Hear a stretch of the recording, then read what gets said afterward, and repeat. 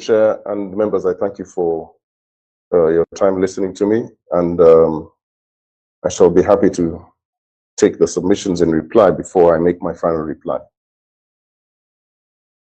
Thank you, Mr. Kero. You've actually kept within time. Thank you, Madam Your Honor. Mr. McCoy. Yes, Chair, thank you. We will distribute our submissions among the advocates in the following manner. I will go first. It will take about 12 minutes. My colleague, Mr. Amondi, will follow. He will take about 10 minutes. And our senior, Honorable TJ Kajwang, will close.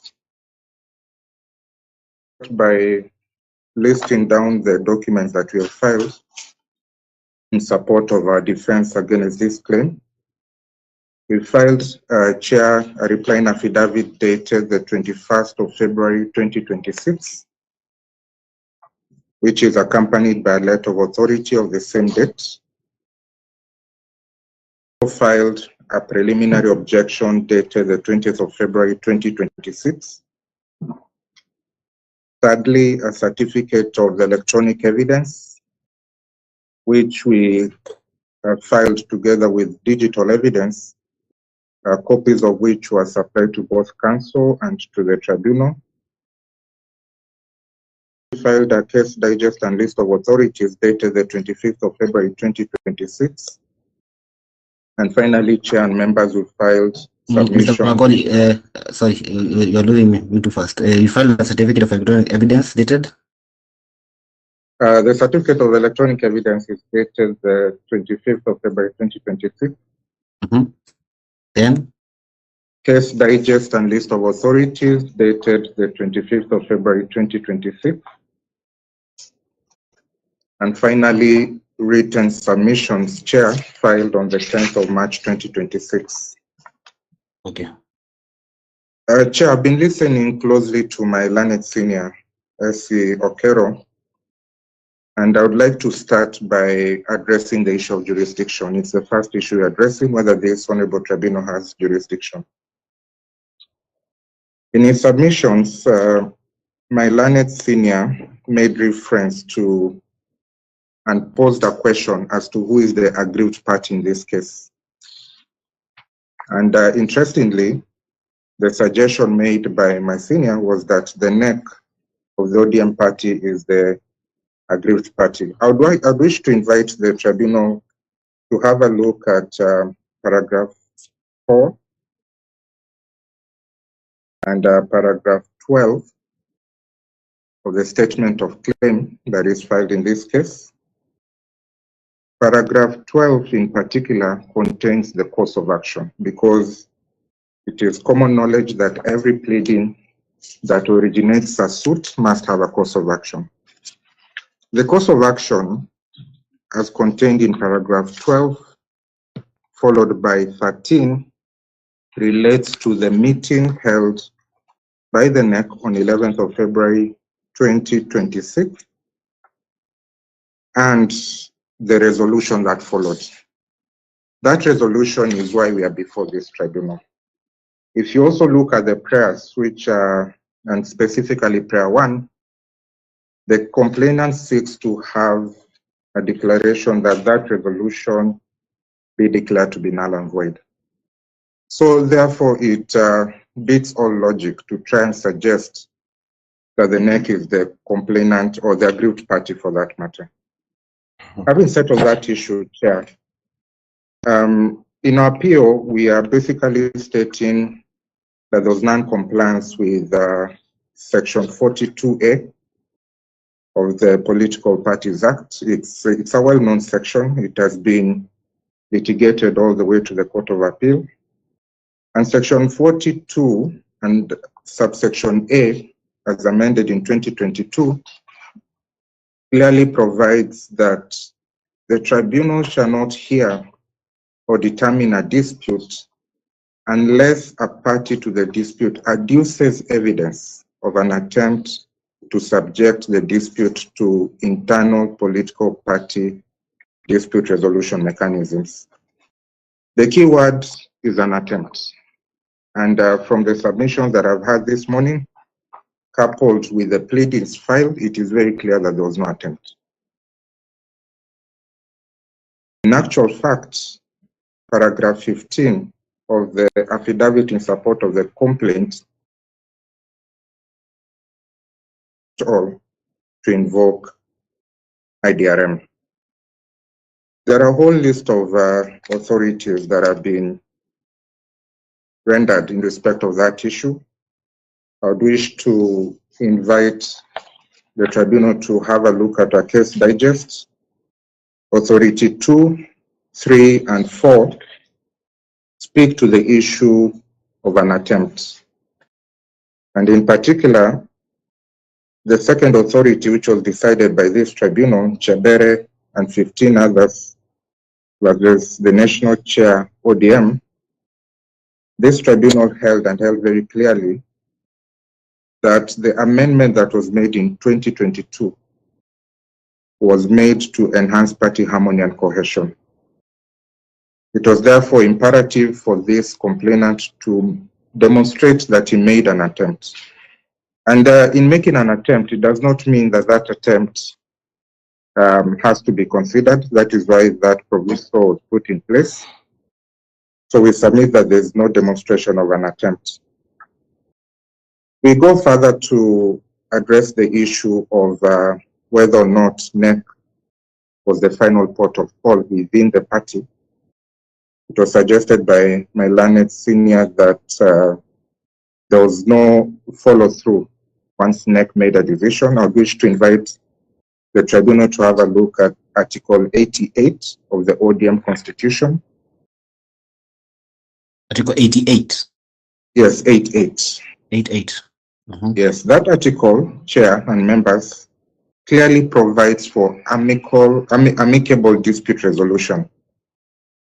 And even further, it goes on to say that any disputes that cannot be resolved by party organs shall be adjudicated through arbitration.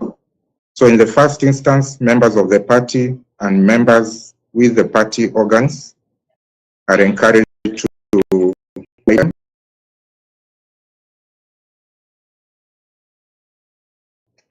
but the process the claimants did not pursue the provisos of Article 88, and therefore it cannot be hard to say that there was no room for him to initiate or to follow through on IDRM.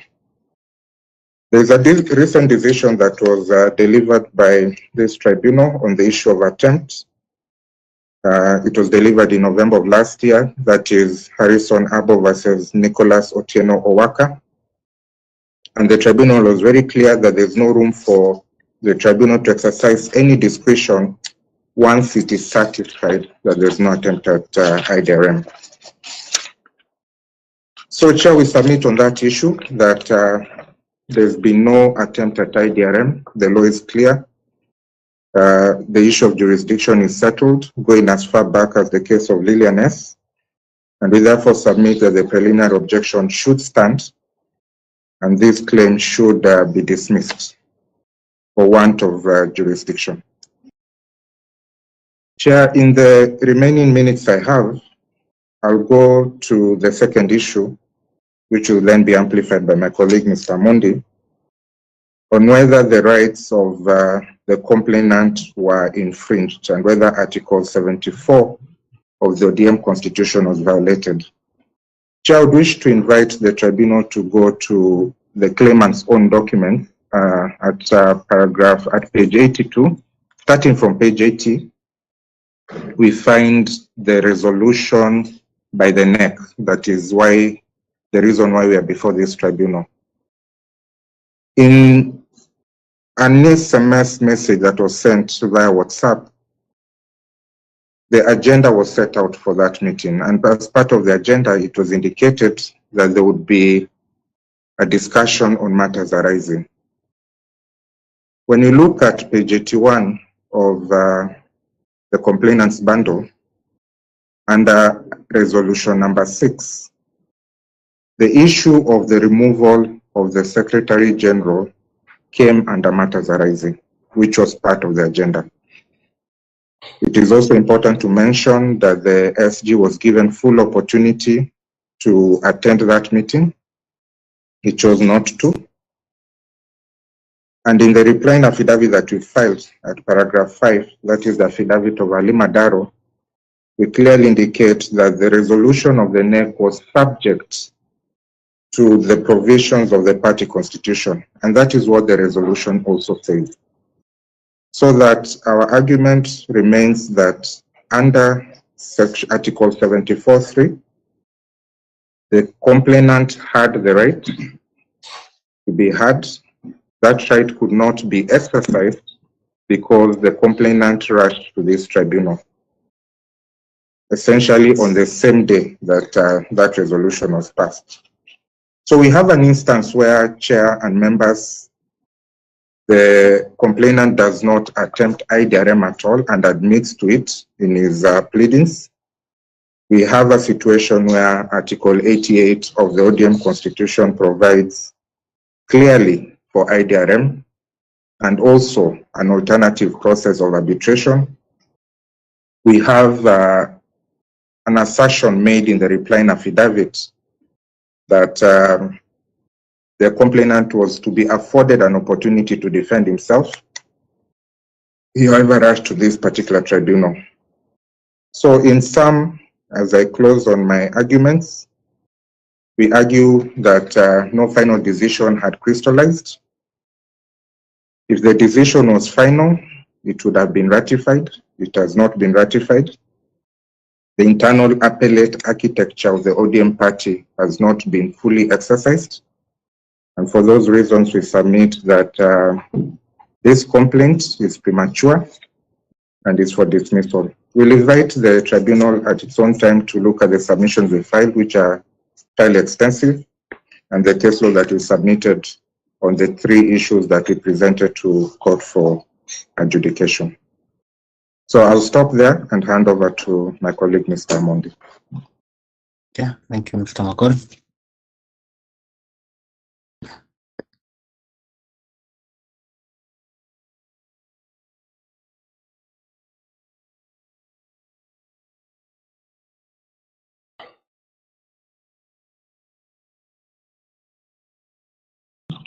Thank you, Chair, and members.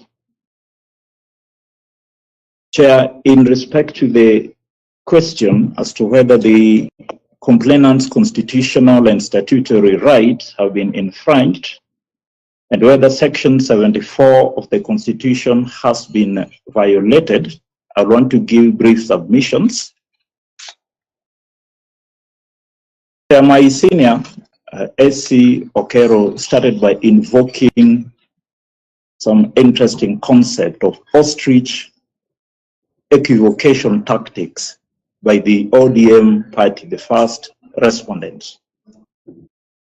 Chair, by the end of my brief submissions, I would hope to have persuaded this tribunal to invoke, expound, and find that the 2 public policy doctrines, that is of ex tupi causa and ex dolo malo no oritur action, basically meaning that no action can arise from a dishonorable cause, and that a based on legal conduct. Mr. Mondi, I don't know if it's only me, but I seem to be losing you. I too am having difficulty. Sure.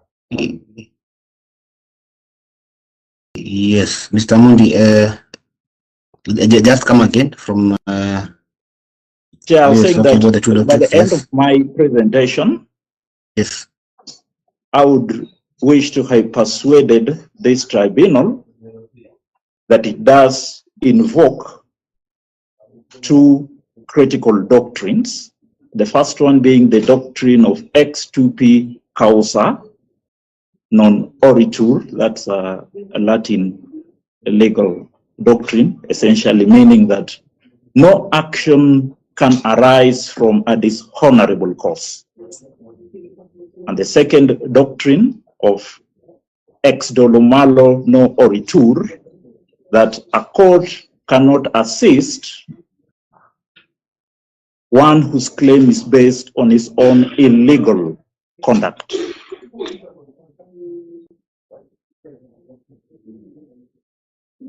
Chair,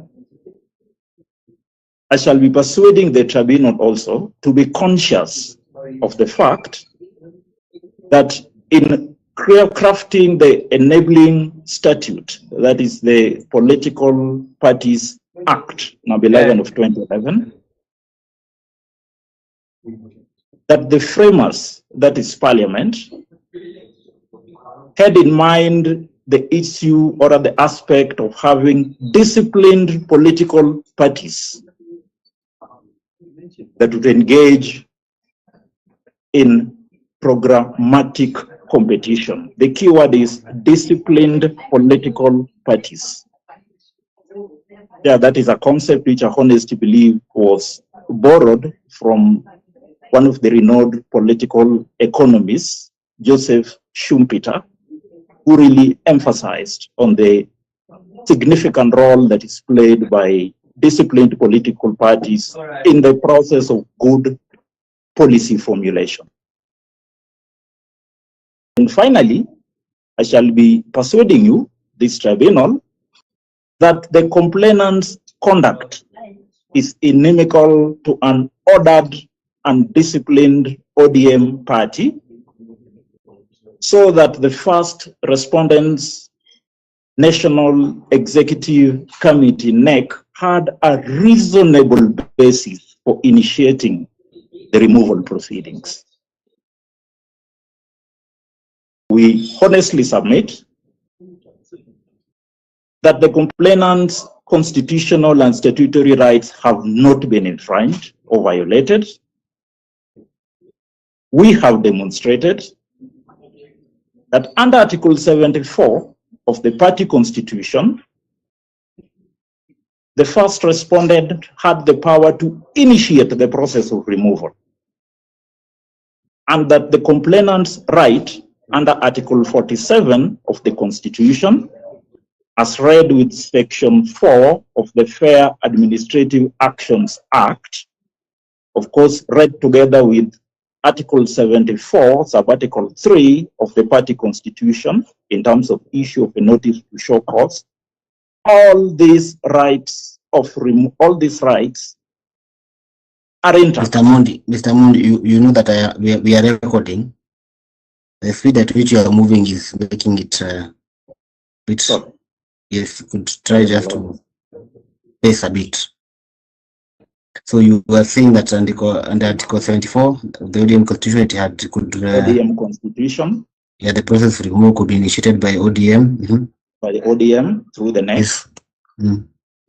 And that in so doing, the complainant's rights under Article 47 of the Constitution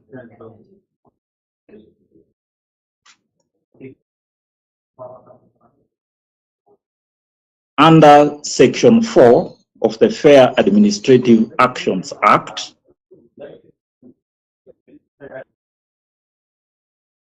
and that read together with Article 74, Sub-Article 3 of the First Respondent's Constitution, that is in terms of issue of notice to show cause. Chair, we submit that all those rights are intact. The problem is, and that is our submission, that the complainant jumped the gun and halted an ongoing process anchored in Article 74 of the party constitution, as read with 88 sub-article 3, which we submit lay down a well-layered IDRM process, commencing from the NEC, the NEC, with the option of a review or a ratification by specified dispute resolution organs. Those organs are specified that can review or ratify the decision of the NEC. That is the NGC and the NDC.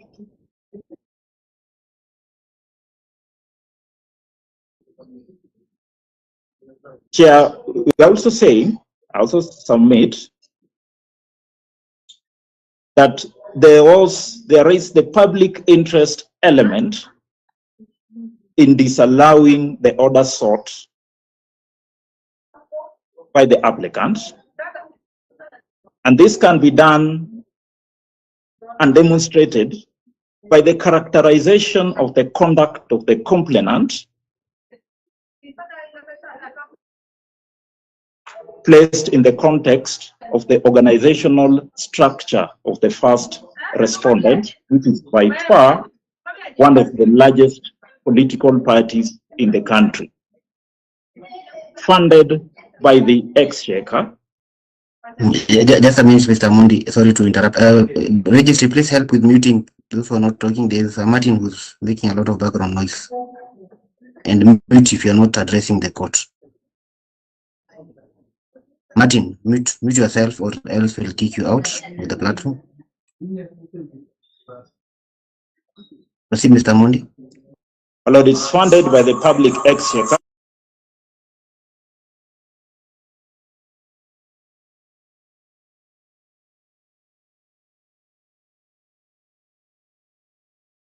The affidavit that we filed, and I don't need to belabor the points because it's on record, enumerates instances of infractions by the complainant.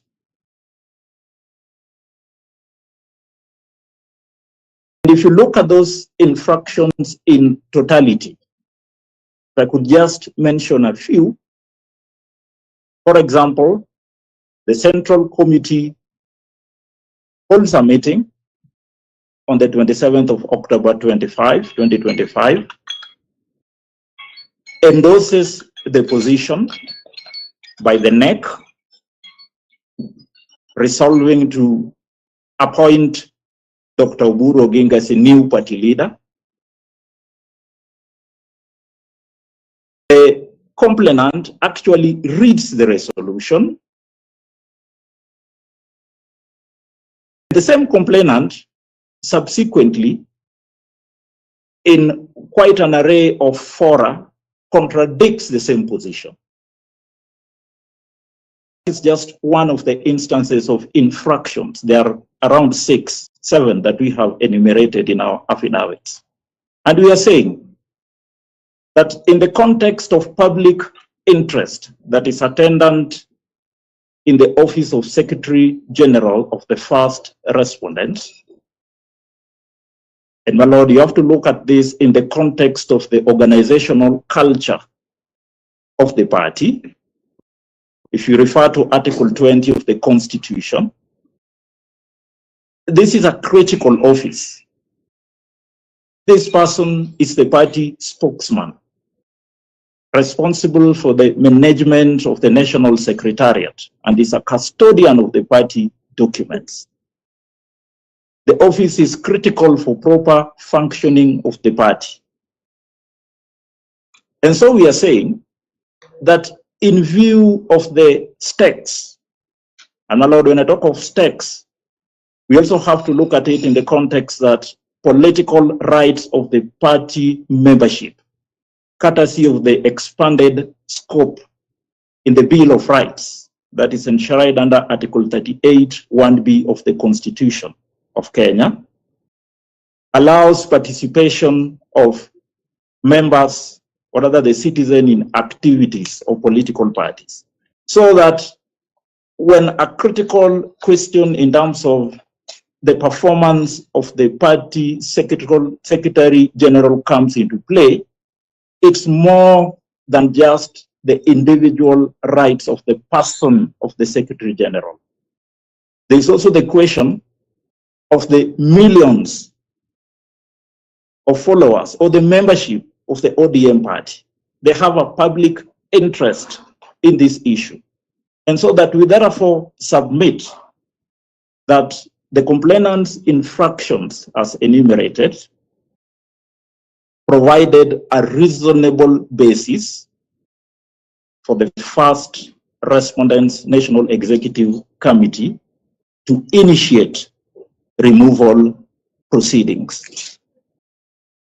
I submit in finality that if perhaps this tribunal may proceed to allow the complaint, then you may inadvertently end up enforcing a policy encouraging weak party discipline, encouraging fragmentation of the party system, and that would be contrary to the object of the framers of the Political Parties Act.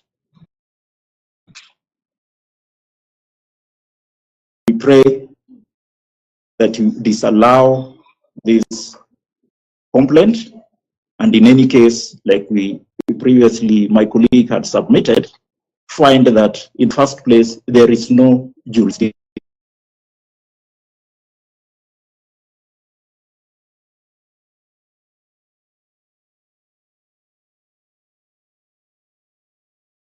Thank you, Mr. Mondi. Mr. Edwin.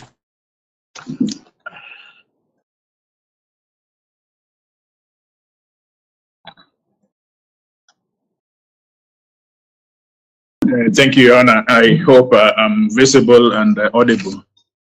Yes. I have quite a number of things to mention in the few minutes that I have.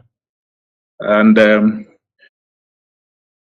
my learned friends with what they have submitted, but I want to recap in a way to emphasize some of the issues that they brought out. The first point I make is that this issue of jurisdiction is not novel. The jurisprudence in PPDT is developed and is so clear. Just in November last year, in a matter in which you were in the panel, Mr. Chairman, you said the following words with some expiration. Additionally, the tribunal has in a long line of authorities considered the various situations on what amounts to an attempt of IDRM. It is imperative that parties and counsel appearing before the tribunal familiarize themselves with the jurisprudence emanating from the tribunal and superior courts of IDRM. You were exasperated because time and again parties have, canvassed this issue before you. And the SG himself, as a practitioner, because in nearly all these cases, he has been the one instructing counsels. So he ought to have known and should have known that this issue is key to be able to discuss this issue. Now, in the Madari, this decision is, I would call it, Lewa constituency decision.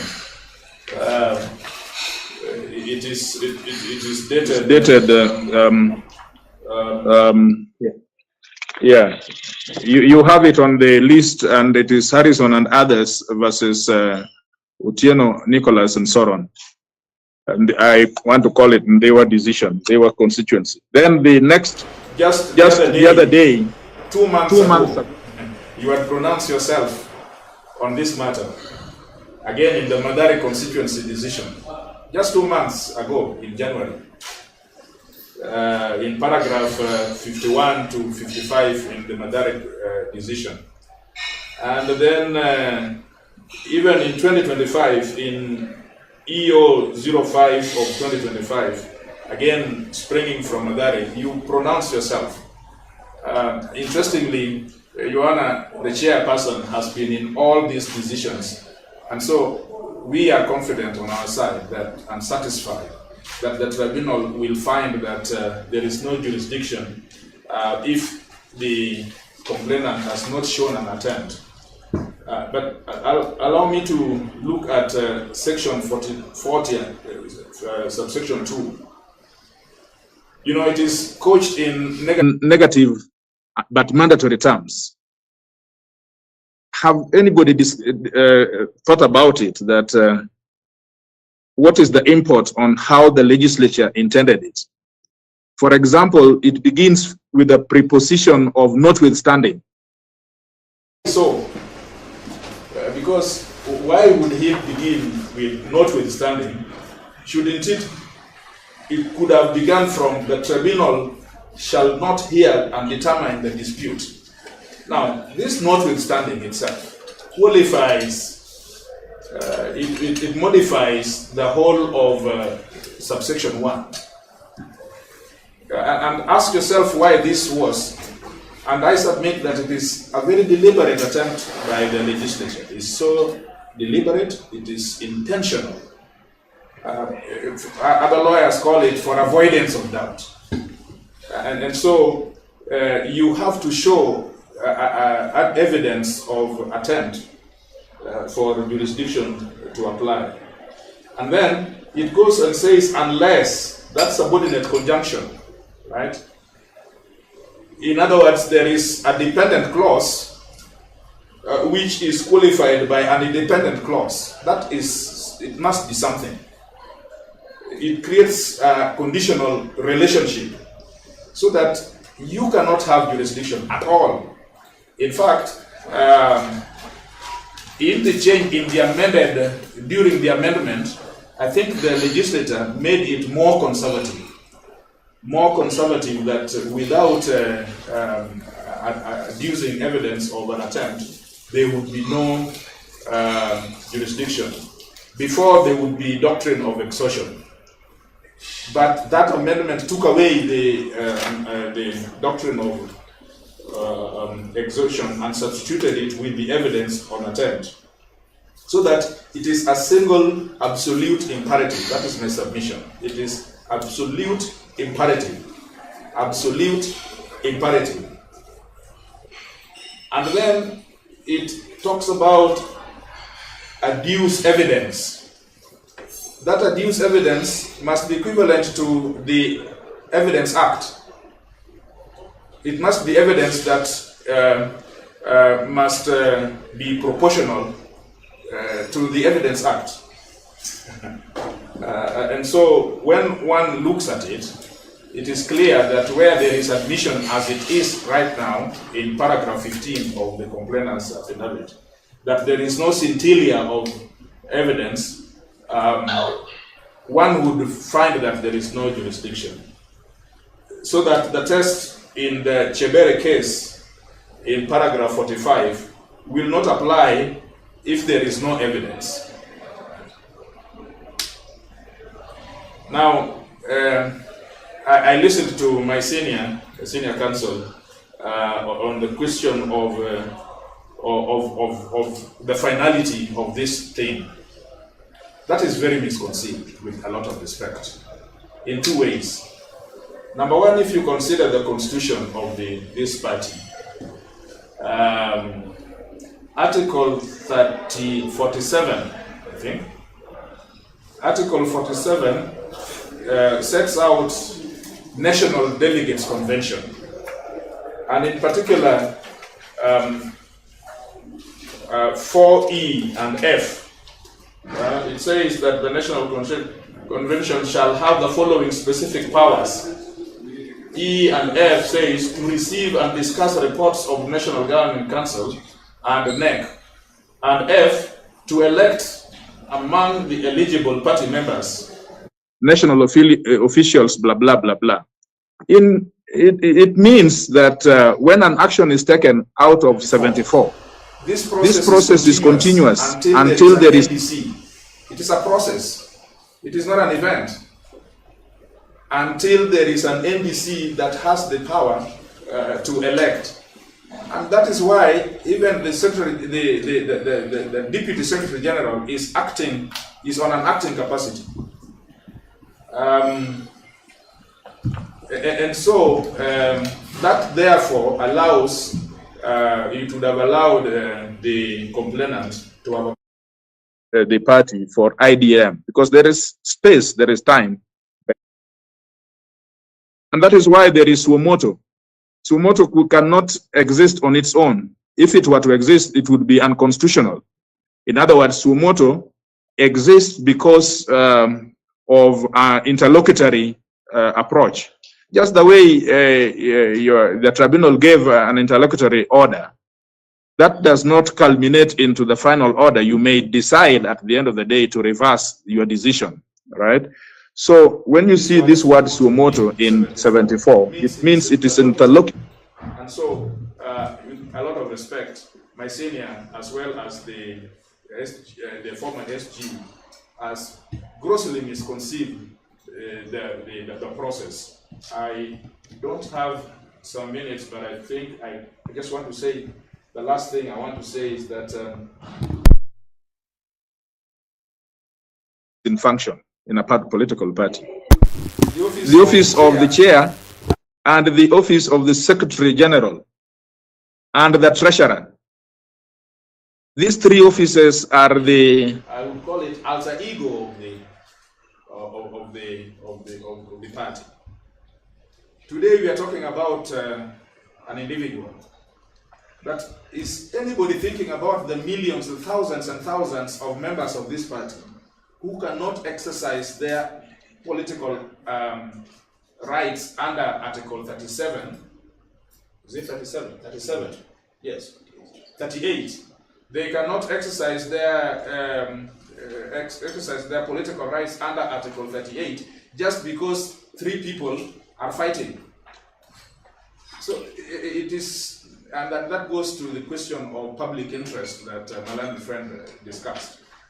As soon as that is detected, a responsive political party must look at the thousands of its membership and put an end to infractions which would deny them to enjoy their political parties. Now, quickly, the issue of dispute brought by Malan and friend is interesting, very interesting.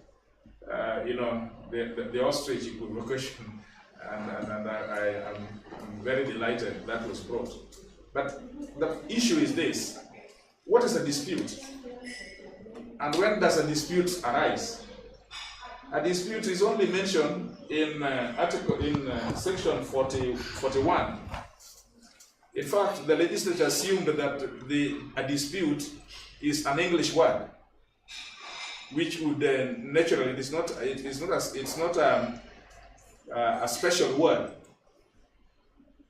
In its natural existence, a dispute arises when somebody is aggrieved or somebody controverts issues that are against him. Until that, there is no dispute. There couldn't be a dispute by NEC. NEC cannot have a dispute by itself. It's not logical. But when the subjects of NEC decision are aggrieved or complaints on a certain set of facts, then that is a dispute. That is when and only when a dispute is determined.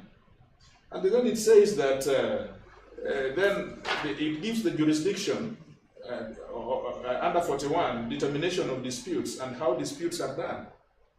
So the manner in which my senior went, I think it will be the first time I've had that submission. But that being the case, a dispute cannot be by the persons who are making the administrative action of the party or the organ that is making it. It cannot be. And so I want to stop there, but I urge you that this is not an academic case.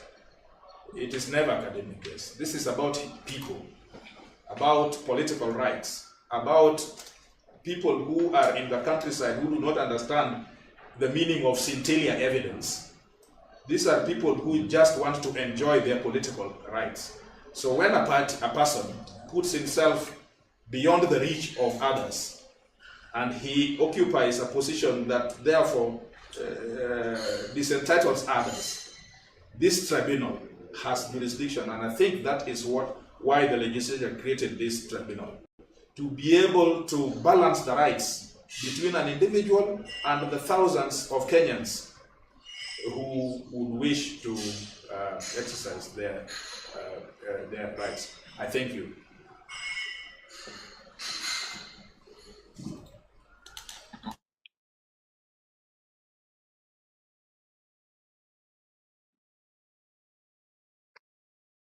Okay, thank you, Mr. Kajwang. Senior Counsel Okero on agenda. Yes, yes. Sorry, Mr. Okero. Mr. Wakoko. Sorry. I almost forgot Mr. Wakoko. Thank you, Honorable Chairperson and members. Thank you so much. Yes. Honorable members of the tribunal, we responded to the application and the appeal by filing our response in the style of a replying affidavit. It is sworn on 18th February 2026. Chairperson, it is our position that we have been invited to court prematurely in the sense that under Section 40 of the Political Parties Act, the Register of Political Parties has not made any decision that could make a party member or a political party for that matter drag the registrar to court. So, Honorable Chairperson, as the tribunal retires, I invite the tribunal to look at Section 40, and further, I invite the tribunal to look at Section 20 of the Political Parties Act in terms of the change of party particulars, which it is our contention that we are not in receipt of that particular change, and as such, no decision has been made. I rest at that, Honorable Chairperson. Okay, thank you, Mr. Wakoko. Apologies, I almost forgot you because you said you have no dog in this fight. That's why I was almost forgetting you. We now can go to the rejoinder by Senior Counsel. Thank you. Thank you very much.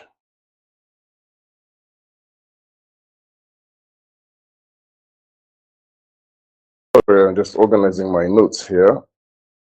Yes.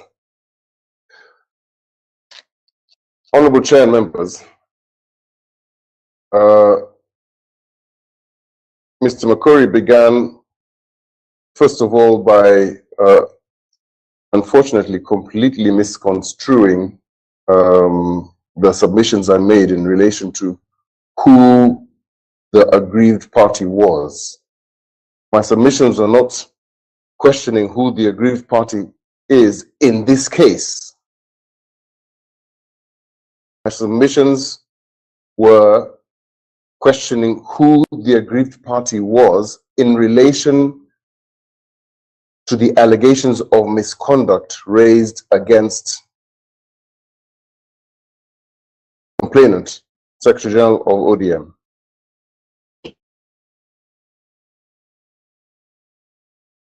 In fact, this actually ties in with the closing remarks made by my learned friend, Honorable Kajwang.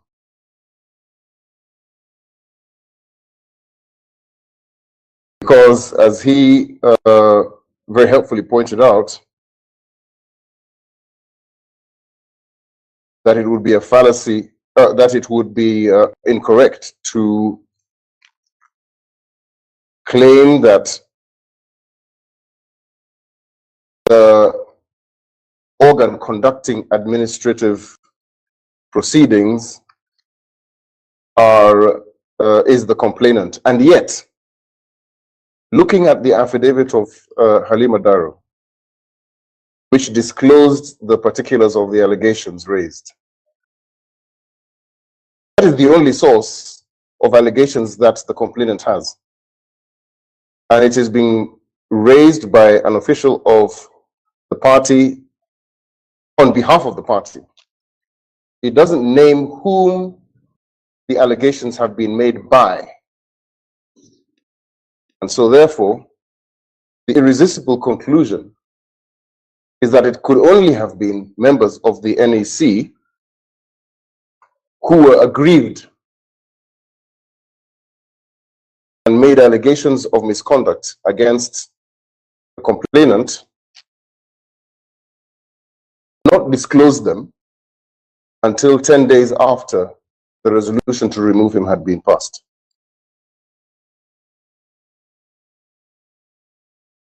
My learned friend, Mr. Makuri's reference to Article 88 of the Constitution does not assist the first respondent in any respect, Your Honor, for the simple reason that the provisions of Article 88 and its reference to internal dispute resolution mechanism cannot operate to cure ultra-virus actions, any party official or any party organ. Article 88 of the Constitution of the ODM is only useful and invocable where it relates to proceedings under the Constitution of ODM that are lawful.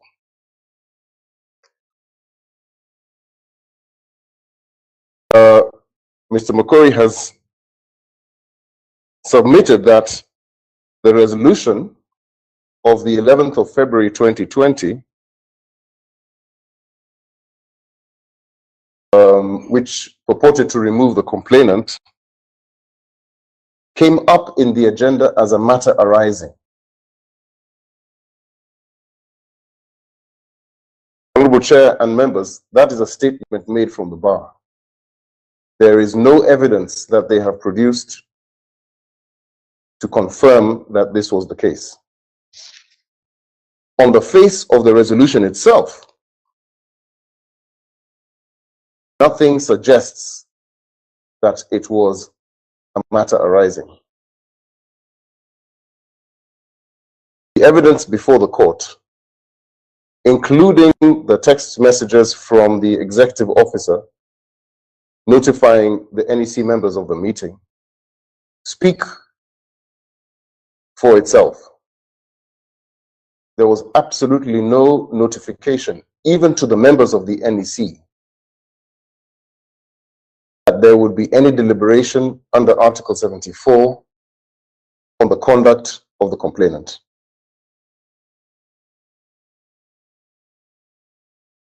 Mr. Makuri has stated that Article 74, Subarticle 3 of the ODM Constitution provides the complainant with a right to be heard.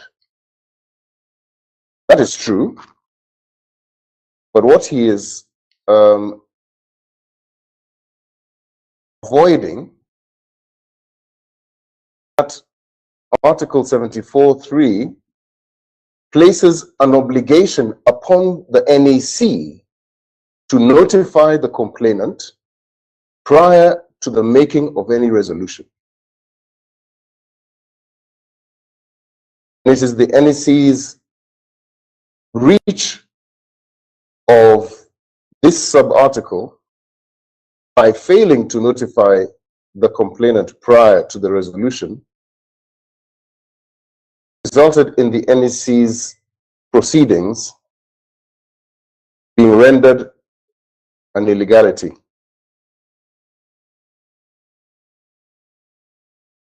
Council has also referred to the internal appellate architecture, which he claims has not been invoked. And here again, I must repeat that the only foundation of this submission, the doctrine of ostrich equivocation. No reference whatsoever has been made to any provisions of the ODM Constitution relating to this internal appellate architecture. because, with respectfully submit, there are none. Once the NEC makes an executive decision under Article 74, Subarticle 2, it results in the removal of office of the person who is the subject of resolution. The National Governing Council has a function of receiving, considering, adopting reports from the NEC, not its executive decision. The National Delegates Conference, meeting every 5 years, has a function of electing into office bearers. 5 years, not reviewing executive decisions of the NEC.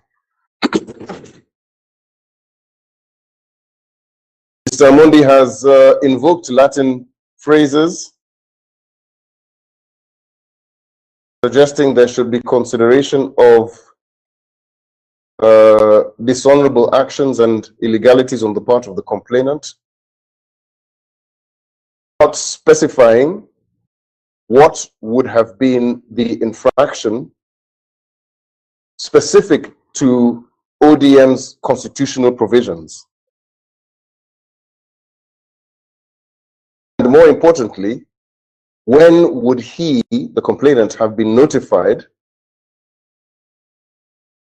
of these infractions and of an intention to deliberate on them under Article 74? My learned friend's submissions are devoid in that respect because it is clear that the provisions of Article 74(3) were breached by the NEC.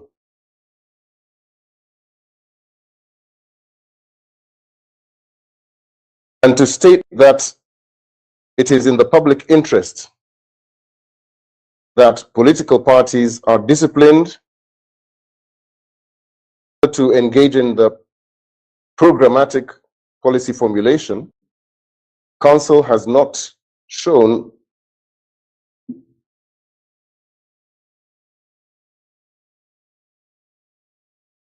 how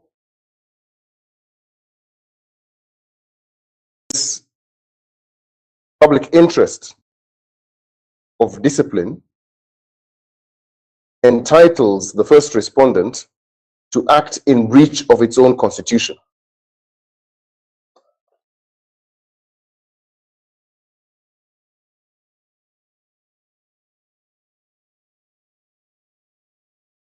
The infractions that he has mentioned have not been tied to any breaches of ODM constitution,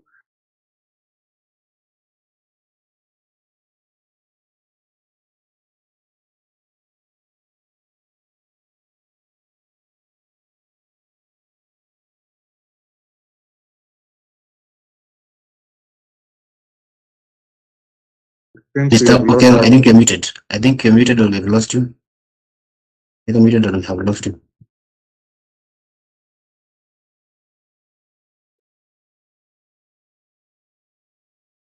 Are you able to hear me now? Yes, we can hear you now. We lost you at, you've not shown how the infractions are tied to the breach of the ODM constitution.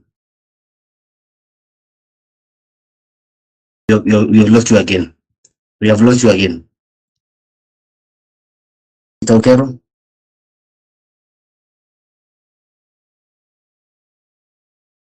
I can see that the microphone I'm using is failing.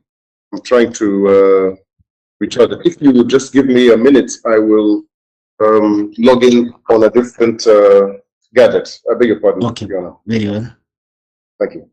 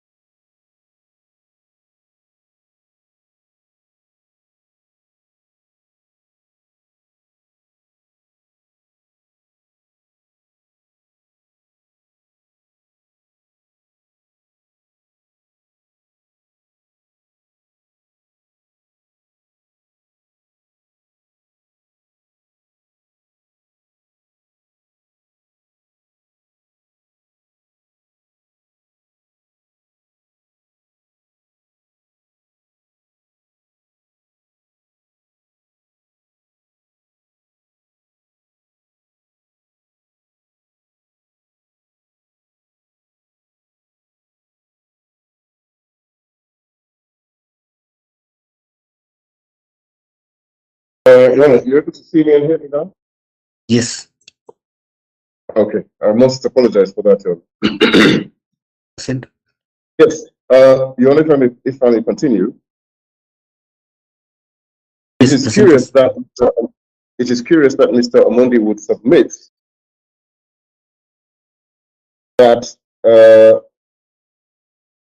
infractions he claims were made by the complainant were of such severity that public interest justified the NEC's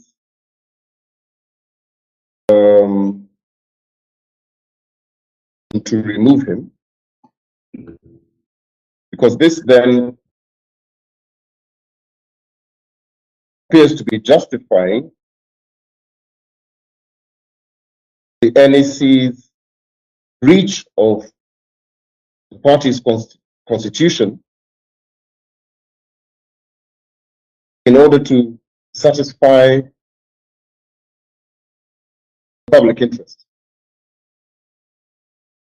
This cannot be lawful.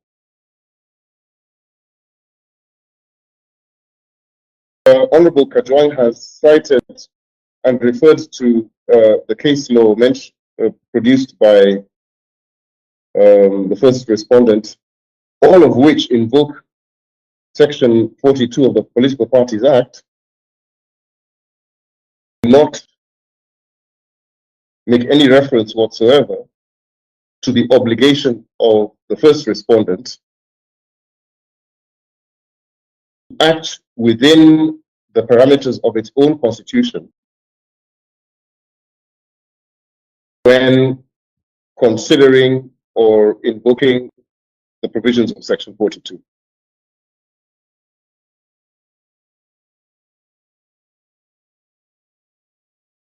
And again, when I have submitted that the NEC decision was a final decision, Honorable Kajwang's rebuttal that under Article 47, the NDC is obliged to consider reports NEC. As I have submitted, this consideration of reports does not involve the NEC reviewing executive decisions of the NEC. The NDC, which meets every 5 years, cannot be, even within the architecture of internal dispute resolution mechanism under the Constitution, an organ that reviews disciplinary decisions made under that architecture, which incidentally does not include the NEC. Because under the Constitution of ODM, and by Article 74, sub-Article 2, once a resolution is made to remove a person from office, the removal is effective upon the making of the resolution and not subject to any appellate process. And finally, on the question of whether this court has jurisdiction, my learned friends, counsel for the first respondent, appear not to have appreciated. Then they consented to the granting of the application in the interim pending this hearing. Some of the orders that they consented to included this tribunal has jurisdiction. By that consent order, they are stopped from arguing otherwise. I pray that the complaint be allowed, all the prayers it seeks be granted, with costs to the complainant. That is all.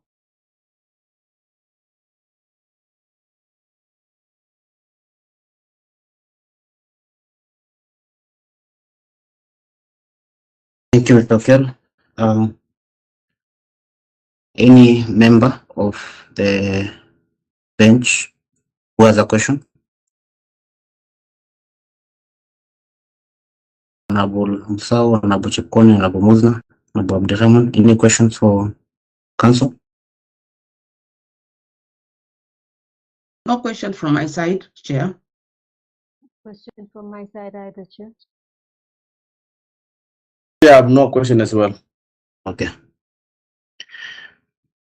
Very well. So allow us to consult and return with a date for judgment. Chair, with your permission, even as you retire, Yes, Mr. Makori. from the side of the first respondents, we would wish to plead that we be given the earliest possible judgment date. There are events and actions that are being hampered by this particular case. So our request humbly is that you consider giving us the earliest possible judgment date. Very well. Of course, it has to be dependent on the tribunal's diary and schedule, but that's always a consideration. We try to expedite matters as much as possible. Most obliged. Thank you.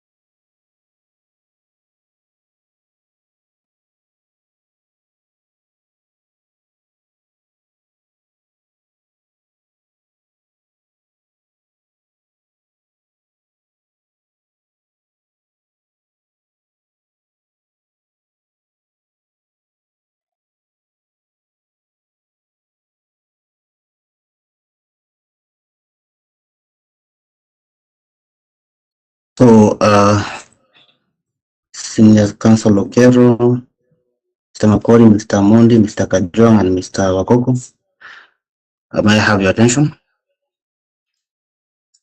So we will deliberate on this matter and make a determination, deliver a judgment on 26th March 2026 at 2:30 p.m. 26th March 2026 at 2:30 p.m. That is the earliest available date, taking into account the workload, the tribunal's workload. Most obliged. Thank you. Thank you for your cooperation and for your submissions. We'll see you then. And thank you for hearing us. Most obliged.